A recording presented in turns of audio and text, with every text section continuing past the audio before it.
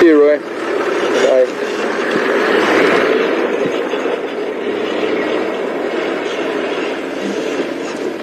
So, I hope you can see them, and it just goes to show how well camouflaged they are.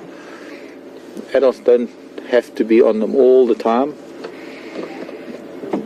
But let's move on. I don't want to be here because maybe she wants to come back to the nest.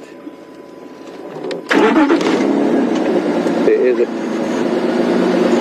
The Oak-crowned plovers feeding just off to our right. We're going up to the top end of the airstrip, and then we're going to come back down this way, and then we're going to go and see the warthogs. But because there are these vehicles, we're probably going to be looking at those warthogs. There's evidently something special down this end, and also I can see a wildebeest skull leaning against a tree down there, and I want to go past that because then maybe I can show you something on that. That will help when we do get to see Brian Mom's skull because of the differences of the two. Now, there's a bird down here. Cedric said there was a bird down here, that there's a very interesting bird we've been asked about on a number of occasions. And I'm hoping I can still find it, hoping it's still here.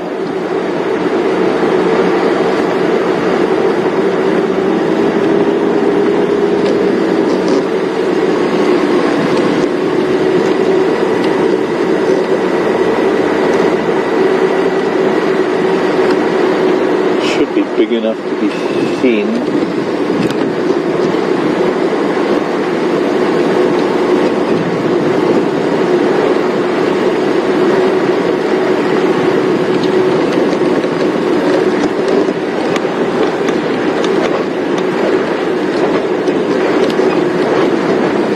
I'm not seeing it.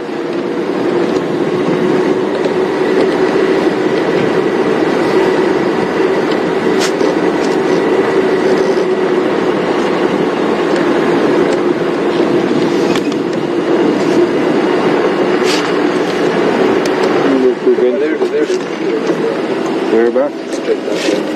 Is that true? Yeah. I can just see it walking there now.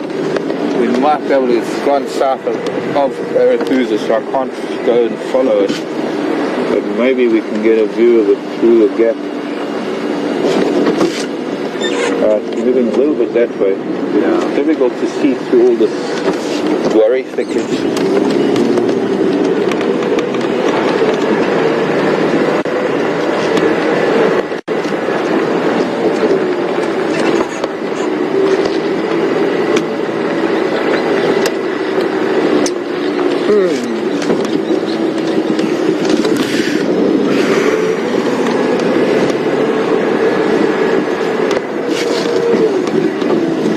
And it's walking fast, because they do walk fast. Okay, I'll tell you what it is. It's a secretary bird. It's a very large bird of prey, a very distinctive bird of prey.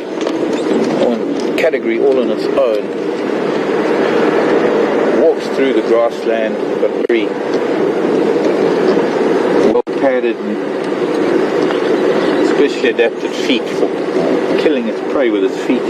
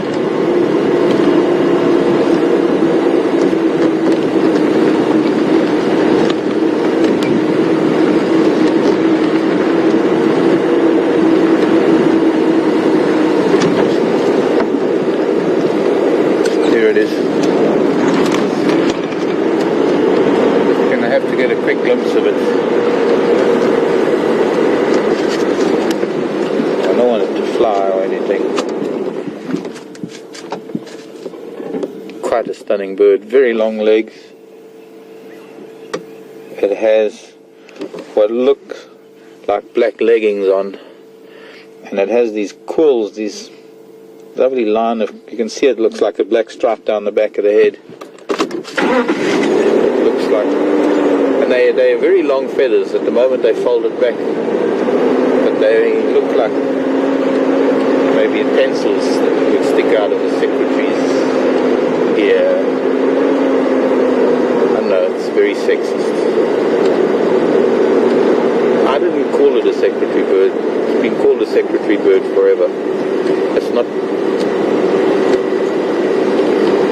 and that's because of the, I suppose,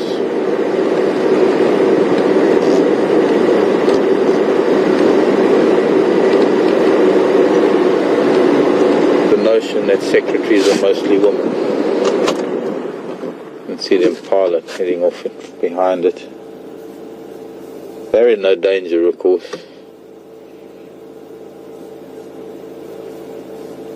Feeds on snakes, tortoises, small tortoises.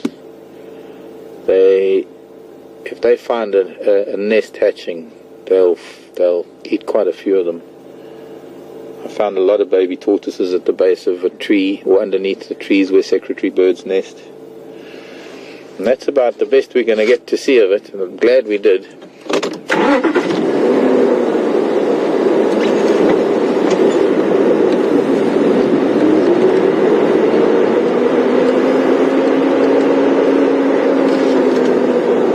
Very interesting. They stamp. They can kill snakes, even venomous snakes, by slamming them with their feet. They've got these very heavy padded feet. Well, not padded, they're like calloused. They're like clubs, big toes, and they have this manner of stomping on their prey.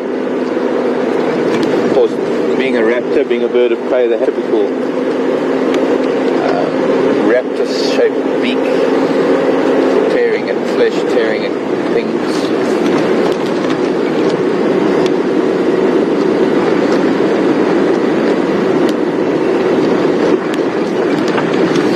That was a surprise, because we've been asked about secretary birds on numerous occasions, and we've always had to say, well, you do get secretary birds here, but we don't have the open grassland for them.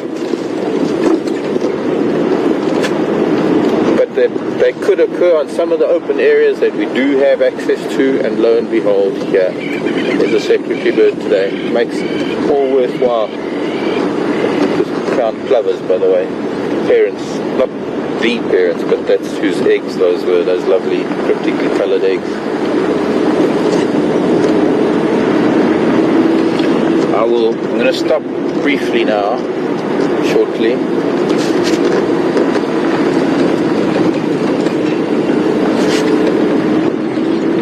There's a beautiful, this is WildEarth Safari now. There's a beautiful deck here. You can imagine something like this being used for, I suppose in the summer months it would be nice to sit up there when the buffalo pan, there's a pan here called buffalo pan, when buffalo pan has got water in, or even just during the day, just to see what comes out over this open area. But in past places where I've been managing camps and things, we have decks like this. We have people come out for meetings, for small conferences. Anyway, beautiful, very high deck. But there's something here that I noticed for the first time that I would like to talk to you about, because we've been asked about Brian Mom's skull. This is obviously a lion kill. Excuse me.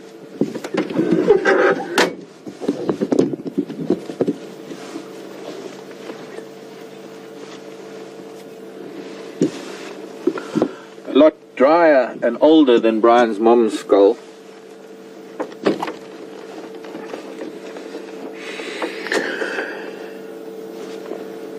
Now, if you have a look at the base of the horn here, you can see that underneath this keratin is actual bone, and I suppose in some ways it looks similar to the antlers of a deer, but it is vastly different because this bone carries on all the way through the horns.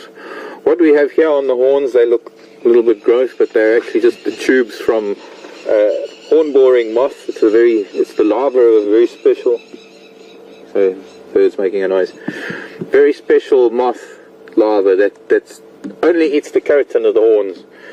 And you can actually see on some of these lower ones, you can see where the moths have pupated. This is the pupa have come right out to the end of these tunnels, and they've actually pupated, and the moths have flown away. There's one here. Yeah, no, they're just the empty pupal cases. Now, what we have with Brian's mom is, I think it was her right horn, wasn't it? Yeah. What we have with Brian's mom, we're going to see the difference. I want you to take note of this because it's quite important. How the skull looks. I mean, it looks uniform. You can see how, you can imagine this flowing into, or rather the bone of the skull flowing into the inside of the horn, all joined together. And we're going to see a very distinct abnormality on Brian's mom's skull in this region over here. So just keep that in mind, and maybe this afternoon I'll be able to put that out there and show you this afternoon. This was quite a big wildebeest bull.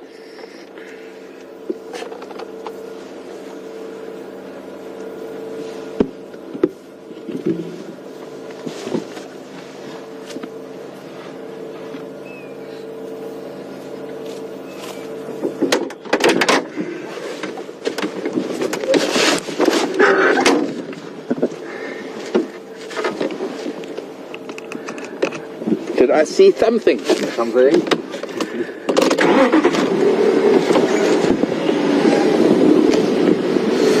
Rest in peace, or don't.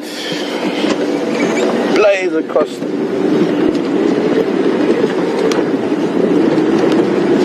What are they? The heavenly skies.